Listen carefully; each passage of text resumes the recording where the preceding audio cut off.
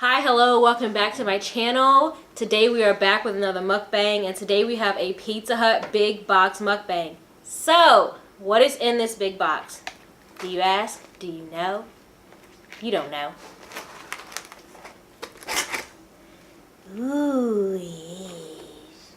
In this big box, we have 2 medium pizzas. This one is sausage and cheese. We have cheesy breadsticks. This is a chicken Alfredo pasta, and this is a pepperoni pizza. And of course we have marinara sauce for dipping the cheesy bread in the sauce. You gotta have the sauce. We also have our own toppings. We have jalapenos and banana peppers. You gotta do it yourself sometimes. They charge extra, and we don't have time for that, okay? So I'm gonna scoop me some jalapenos. Do y'all like jalapenos on your pizza? I love it. It's a little spicy to me sometimes, but I like it. It's very good. It's a giant thing of banana peppers.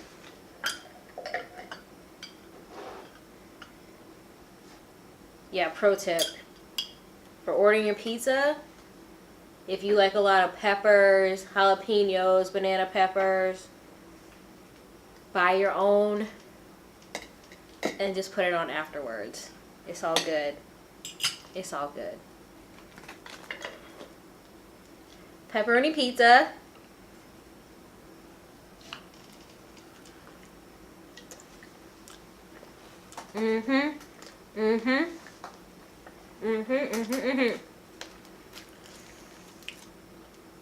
Mike is wearing boob pasties for no reason. Just hanging out my nipple pasties. Eating pizza. Being cool. So how are you? Are you on spring break? Is spring break over for you? Are you hungover? Or are you responsible? Are you a responsible spring breaker?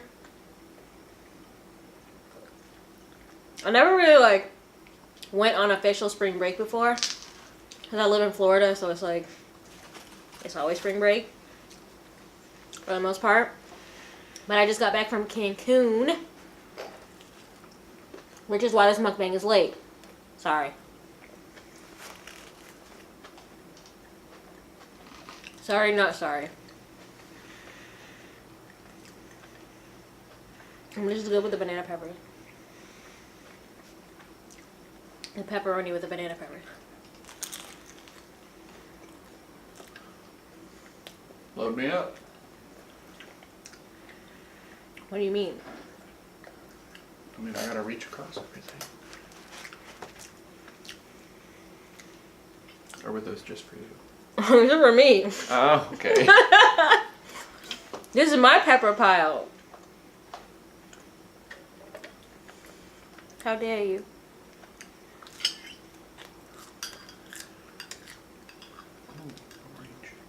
Yeah, so I just got back from Cancun. It's technically spring break there, but where we stayed, it was more of a adult type of resort, so there weren't a bunch of asshole 20-somethings and teens running around excited to drink tequila for the first time, legally.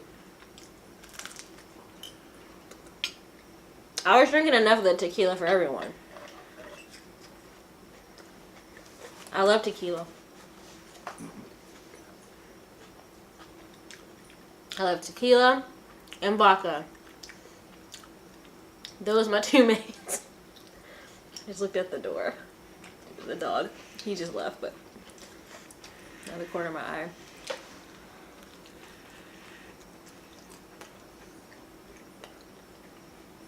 I'm a vodka tequila girl. That's how I roll.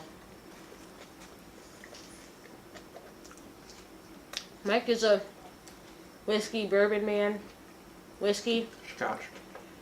Scotch man. Beer and scotch man.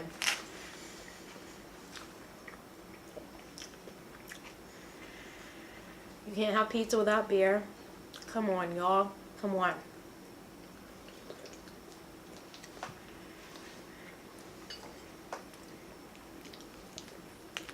Try some of this pasta real quick. Mmm. Better than wings? Yeah. I'm not a fan of pizza place wings. They're never really that good. There's like a lot of bread going on, like not a lot of meat. I'm not a huge wing person anyway.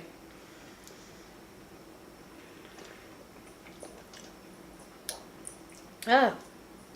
I wasn't expecting that. This is very limey. I didn't look at it first. I just drank it. Is it bad? No. It's good. I wasn't expecting that. I've never had a black lime. I don't know what that is. I don't know what a black lime is either.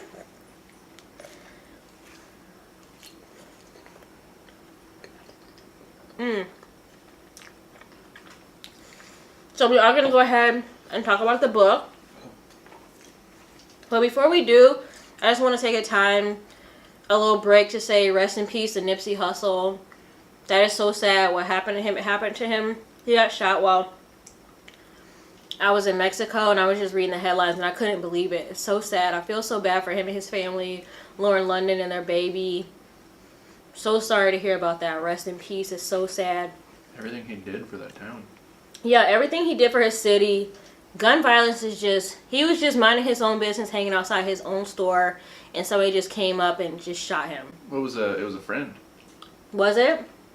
I didn't hear that was friends. I know they arrested the guy, but I didn't know if he was a friend. No, they had like a previous argument that day or that afternoon. They were arguing about something business-wise, from what I read, if I remember correctly. Oh my God. But they knew each other personally. That man had kids.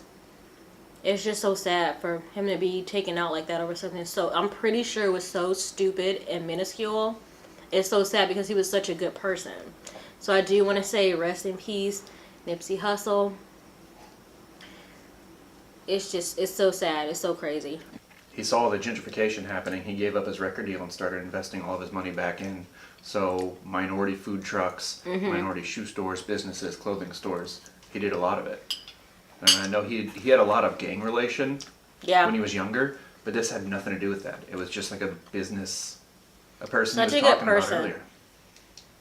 A father, a friend, a lover. It's so sad. So rest in peace. This is a sausage. This is really good. Sausage pizza. All right. Without further ado, let's get into the book.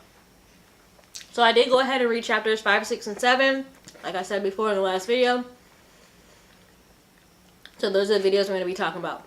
Oh wait, I said this was beef. This is I said this was sausage. This is beef. My bad. Okay, so chapter 5 again is titled Day of the Barbecue. So if you remember last time, the last chapter, chapter 3, I believe, was titled Day of the Barbecue, and they were telling the Day of the Barbecue from Erica's point of view. Now they're telling the Day of the Barbecue from Clementine's point of view. Now we get to see what she thought, What? or what she went through the Day of the Barbecue. Same name, 2 chapters?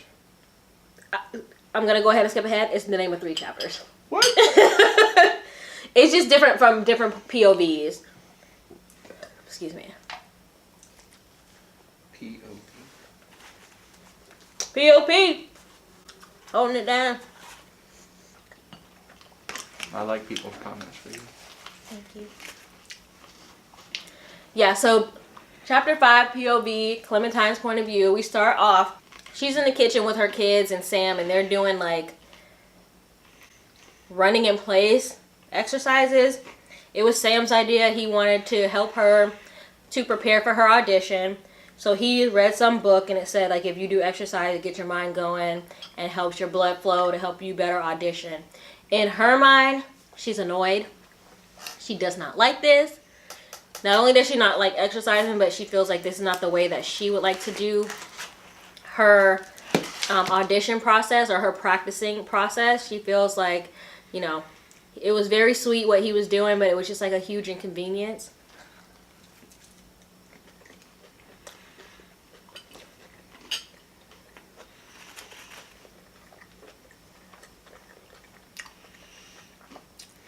She said she would have preferred that he just take the girls out for the morning and give her time to practice. But he had this whole thing in his head that he wanted to help her, get her brain flowing, all that kind of stuff. So it was her daughter. Yeah, so it was her daughter Ruby, who's 2 years old, and Sam down in the kitchen. They were doing all this stuff, making all this noise. And in comes their daughter Holly, and she's 5. And she's like, what the F is going on? What are y'all doing? Y'all look so stupid.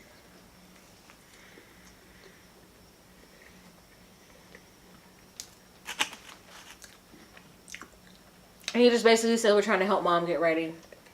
She was like, I don't understand why we have to do this. So he takes the girls.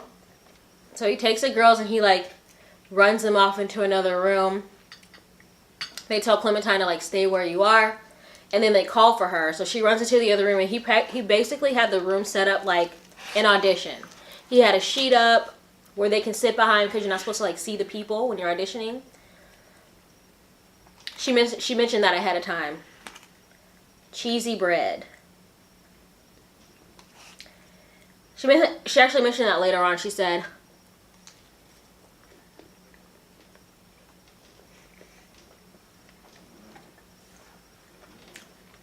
she was at another audition, and the teacher told her, don't wear high heels because they'll make the noise and they'll know your gender. Don't cough, they'll hear your voice. Don't sneeze, they'll hear your voice, they'll hear your gender. It's just better if they don't know anything about you, so they don't make any prejudgments. Anonymity. Wait, is that the word? Anonymity? Anonymity. What? Anonymous. Anonymity. No! Anonymity. Anonymity? Anonymity. I feel like the more I say it, the more I feel like stupid. Being anonymous is the key. Anonymity. Yeah. Element of P.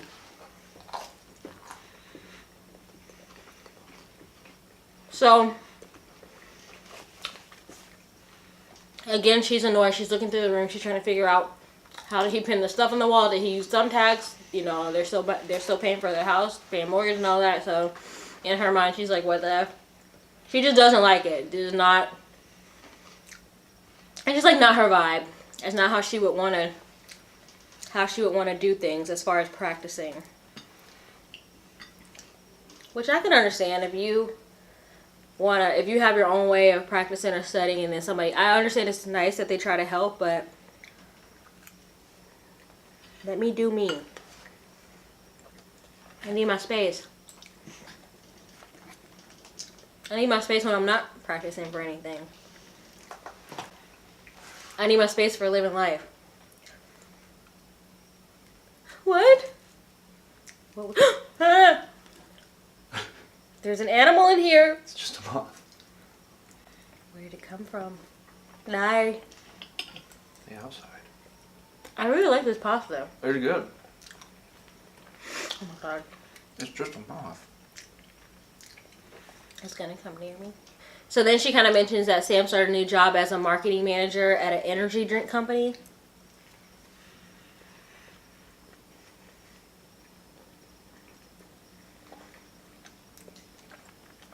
I can't tell if she likes his job or not, or if she feels like he should be doing something more. But basically she just said her life isn't the same as a person with a typical 9-to-5, which I understand. So then she's like, kind of like starts to go along with the whole audition process. She's like, fine, let me do this so they can get out my face. Or let me get this over with. So she starts trying to practice, and the kids are giggling behind the thing. They're making comments and noises, and the sheet falls, and it's just like, you know what? This is not working. There was too much going on. And then she said that she made the comment that sometimes she feels like her life would be better if she didn't have kids or Sam, or she felt like she just needed some peace, not for them to just go out for the morning, but for them to go out for an extended amount of time. Like for them to not come back for like days so she can practice and rehearse. And she said, you know, sometimes she thinks about her life with kids and she doesn't really know if she missed them all that much. And she said if she did miss them, it would be very little. So, who's dying at this barbecue? Kids. They killing kids at this barbecue?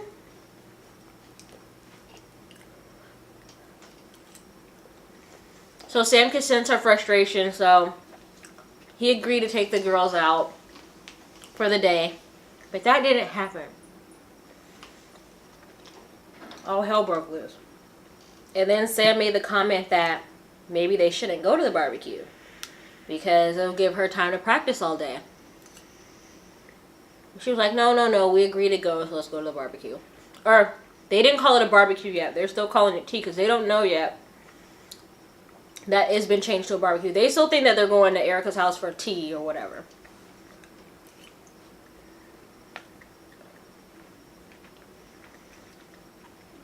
And she was like, in her mind, she's like, no, we'll go. After all, it's just a harmless day of afternoon tea. What could go wrong? You tell me.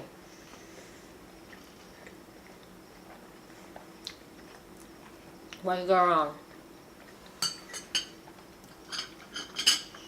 Then we move on to chapter 6. Now, chapter 6 is again the day of the barbecue. But this time it's from Sam's point of view. We find him, he's on his way to work. He's on the ferry, taking the ferry to work. He's like admiring some young little boy who works on a ferry. Kind of envious of the boy because the boy seems manlier than he is. The boy's pulling ropes. He's lassoing shit. Reeling in ferries. You know. Stuff like that. Sam was like, made him feel like less of a man watching this young little boy do all this kind of stuff. Meanwhile, he's talking about how he's a manager at the energy drink company, and he basically says that he goes to work every day and he doesn't really do anything. He says it's still his trial period, so he can kind of get away with it for a little while longer, but for the most part, he's the manager of a couple of like 20-something-year-olds, and pretty much they're just doing their own job without him. They don't need him. They independent bitches. They're independent bitches, and they don't need no boss telling them what to do. They're their own boss. Making energy drinks, jacked up, walking around, running around like crackheads. That's how energy drinks make me feel. I can't function. There's too much going on. I have to drink them slowly. There's too much all at once. So Sam is just thinking about his life and how he's not very happy at his job. He's saying, you know, he feels like he needs to do something very soon because if he doesn't, they're probably going to fire him, realize that he really wasn't doing anything. They're going to catch on to his lies and deceit. They're going to realize that he's a scammer, a liar, a fraud. But he seems very distracted.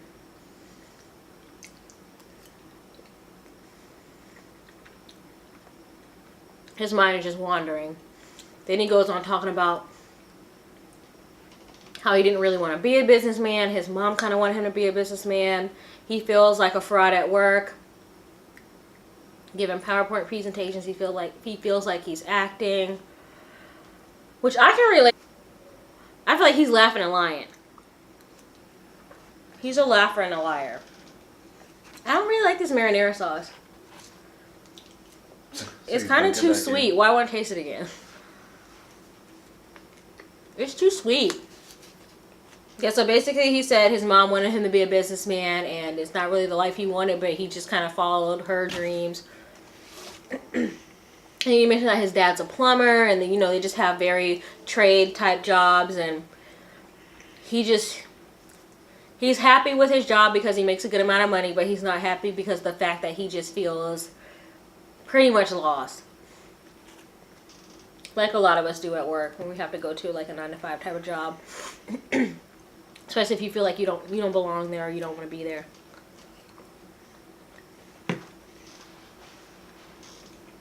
I've never met anyone that likes a 9-to-5 job. That's like, yeah, I love being here for 8-9 hours a day. It's because most people that work 9 to 5 are just laborers. Mm-hmm. But even manager type people. Managers are laborers. Some of them, yeah, true. They're not in charge. They're just in charge of people who have less power. We're all working for the man. Or woman. Look at you. Or woman. That's right, Jean. Feminist. I really like this pasta. It's better than the pizza. Yeah. So then he says something about how he understands. Sometimes he's annoyed with Clementine because she actually does have the job that she loves and the job that she wants to do. But he said sometimes he gets annoyed where sometimes she takes it for granted almost. But he said that he feels where she's coming from when she says she feels like, oh, I don't feel like playing today. He feels like he doesn't feel like talking about energy drinks. That's how he equates it. I don't really know how much. What is there to say about energy drinks? New flavors, more taurine. Taurine free. Yeah, I'm all about. Taurine has a taste. Yeah. Taurine is disgusting. So Sam gets to the office, and then we realize it kind of fast forwards a little bit to before the barbecue. He's daydreaming in his head about the barbecue, and then out of nowhere, he screamed. Like a lady. Why did you do that? He did. I feel like that's the noise that came out. I don't know how to do a man doing a woman scream.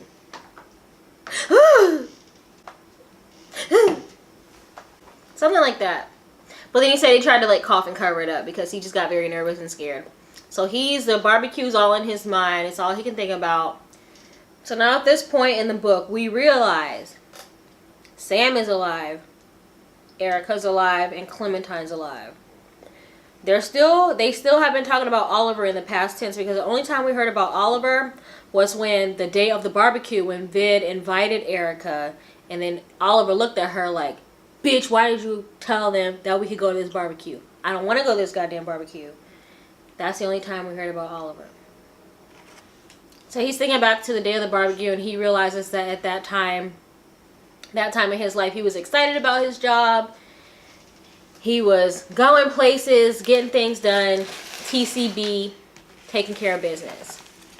He made a note that his dad would judge his job. His dad wanted him to be kind of more of a manly man, have more of a manly job, and that while he liked being respected as a father, his dad wouldn't like the fact that he would be rewarded or given a thumbs up or something like that for being a good father, braiding his daughter's hair. His dad would rather have him talk about some DIY project, building a shed or something like that.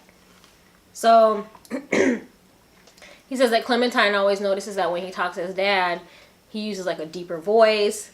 He's trying to be all manly, which is weird, but I guess that happens sometimes in people's relationship. They want to impress their parents and put on a certain persona.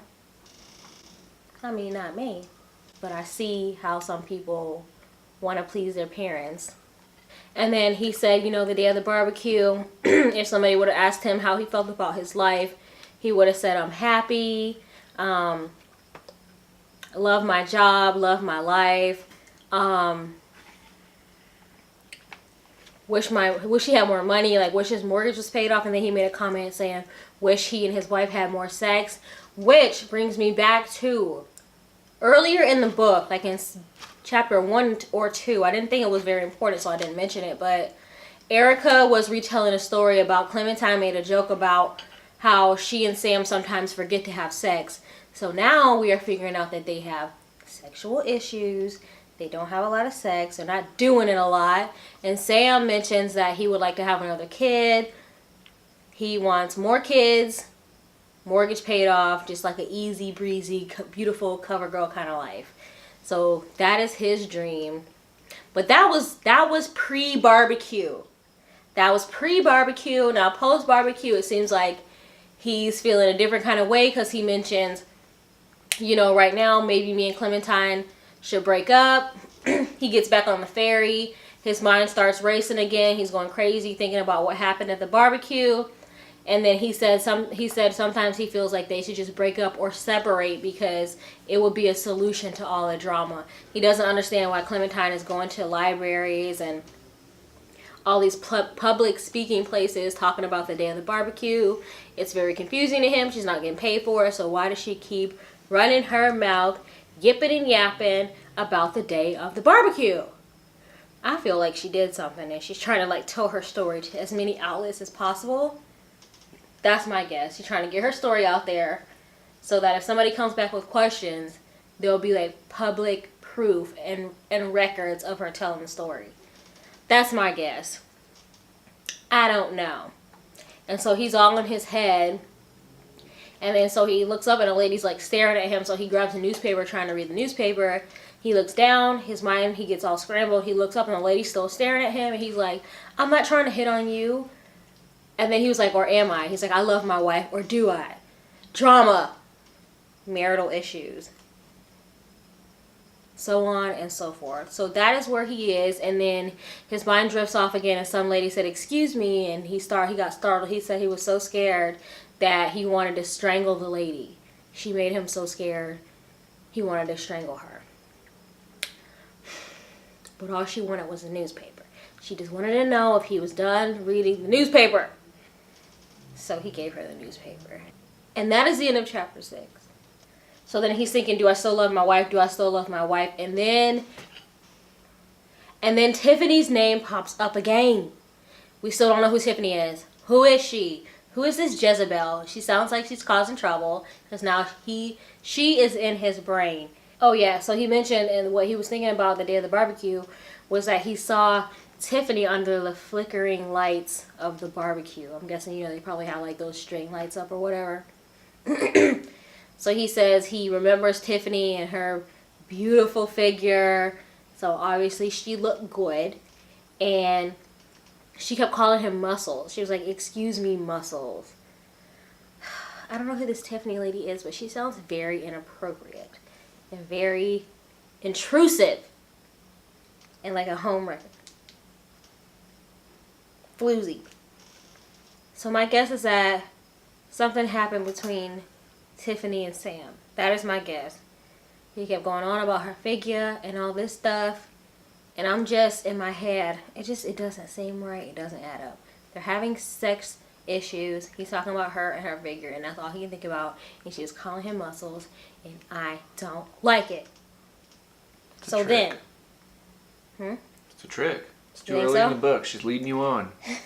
So while he's on the ferry, he passes the place that he and Clementine, because we now realize that this day that he's on the ferry is the same day that in chapter 1, Clementine was speaking at the library. When Erica was there being grumpy in the back, that day is the same day Sam was on the ferry thinking all this stuff.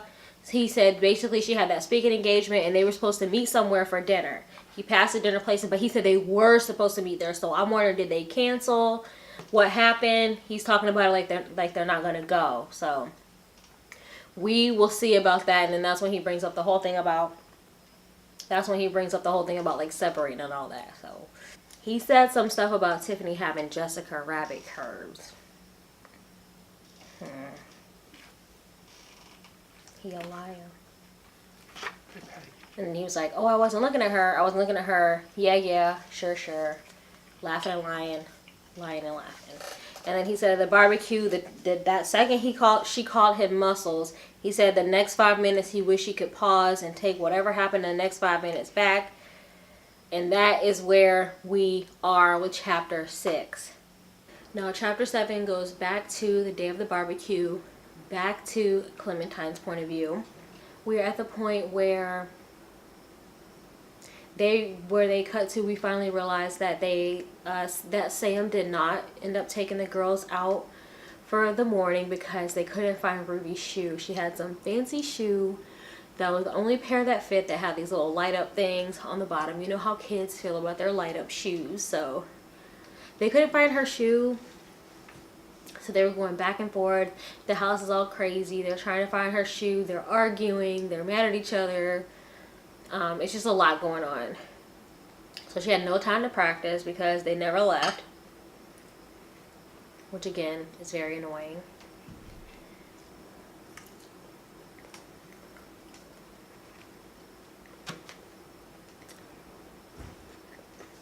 So then her and Sam are going back and forth, and they made this comment like, Erica would have recommended a shoe rack by the door. They basically are saying like, Erica has all these recommendations for raising kids and all that kind of stuff. For someone that doesn't have any kids, she sure knows a lot about how to raise a kid.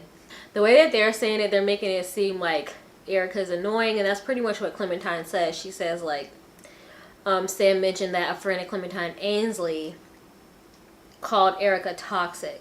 And Clementine basically says she wouldn't call Erica toxic. She just pretty much feels like Erica's annoying, but she doesn't really know why Erica's annoying. But she's like one of those annoying friends that you have for so long you just can't get rid of them. Girl, child, please. If someone's annoying or you have a friend where you feel like you can't get rid of them, girl, bye.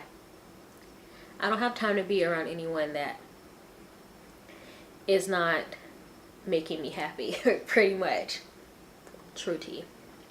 True tea.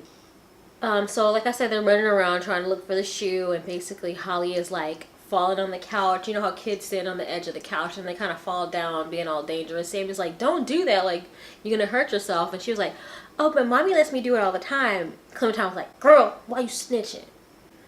So apparently I think that's always, you have the good parent and the bad parent, and it seems like Clementine's a little bit more of the fun parent, and Sam is a little bit more of the serious, do this, do that kind of parent. Clementine says, you know, we have rules for when dad isn't around. I let them basically fall on the couch if they want to, and I'm sure that dad doesn't make them eat vegetables like when I'm not around. So, you know, she says just like these unspoken rules. Sam is definitely the more uptight one. She's more of the free bird type of bitch. So, you know, we kind of figure out a little bit more about their parenting styles and all that kind of stuff.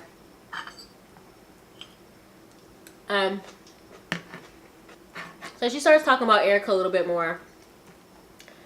Starts saying like, you know, she remembers when they were 16 and Erica claimed that, you know, Erica proclaimed that, I don't think I want to have kids. And Clementine said at the time, you know, they were only 16, and she said she found that kind of strange, but in the back of her mind, she kind of wished she would have thought of it first. She said she never really thought that she never really thought of, oh, you could have kids later, which you absolutely can.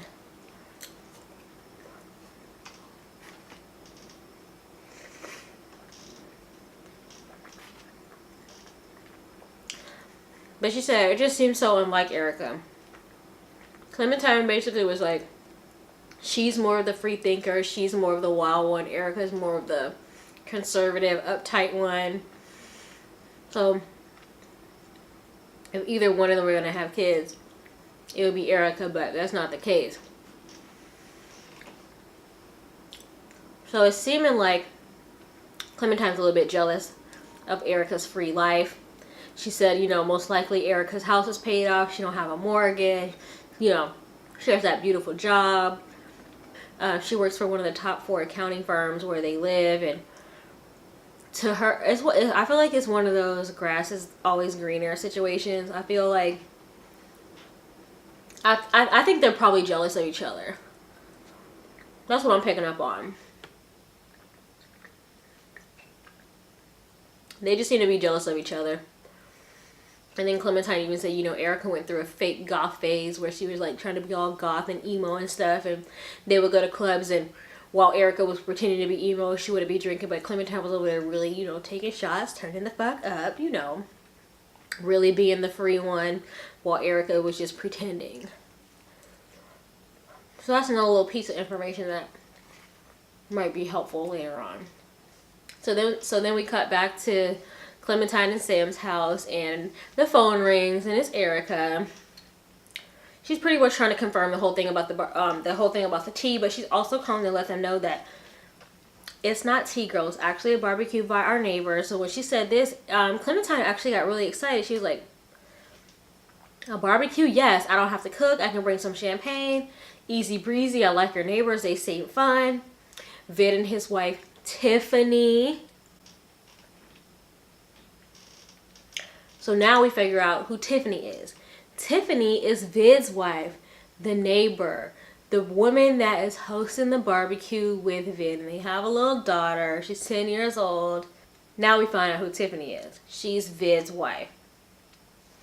Even Clementine, when she was on the phone, Erica's like, you remember Tiffany? She's like, yeah, I remember Tiffany. And she did like the little hand signal for like, you know, body yada yada. And Sam was like, yeah, I remember Tiffany. They all remember Tiffany. She clearly made an impression on everyone. She definitely made an impression because they had only met her one time before that. So, or so we are led to believe. Clementine says they have only met them one time. That's what Clementine said. So then we also found out that Vid and Tiffany are about 10 years older than them. So, but she said they act way younger. So they like supporty. So they're party animals. Tiffany got the body yada yada. So I'm just led to believe nothing good can come of this. They like to party. They're just inviting people over to the house. Come on over for the barbecue. Come on over. Clementine's talking about bringing champagne. But the thing that's making me think that it might not be too bad. Well, obviously somebody dies. Somebody dies. But there were kids there too. So, you know, I'm just so confused. I'm just so confused. So like I said, Clementine's excited about the barbecue. She's here for it. I also think that she feels like it might be less time that she has to hang out with Sam, or that might be less time that she has to hang out with Clementine and Oliver, because she really doesn't have time to figure out what their proposal was. She was like, what is the proposal? Is it like a health issue? Do they need a kidney? Do they need money? Are they trying to invite us on like a charity run? Like, what could this possibly be? So they don't even know what the proposal is. They're not really looking forward to it. I feel like they think it's some sort of money thing. Like, not that they're asking for money for them, but they might be asking for money for like a charity, or like Sam said, maybe somebody's sick. He's like, Oliver did look skinny last time I saw him, so maybe Oliver's sick. Or they're going on about a million things about what they could be possibly asking. So while Erica and Clementine are on the phone, Erica goes, yeah, so I know we're going to talk about the proposal. And Clementine's, yeah, what exactly do you want from us? And Erica was like, you know, we'll talk about it either before or after the barbecue. I figured you guys could come over for coffee after the barbecue.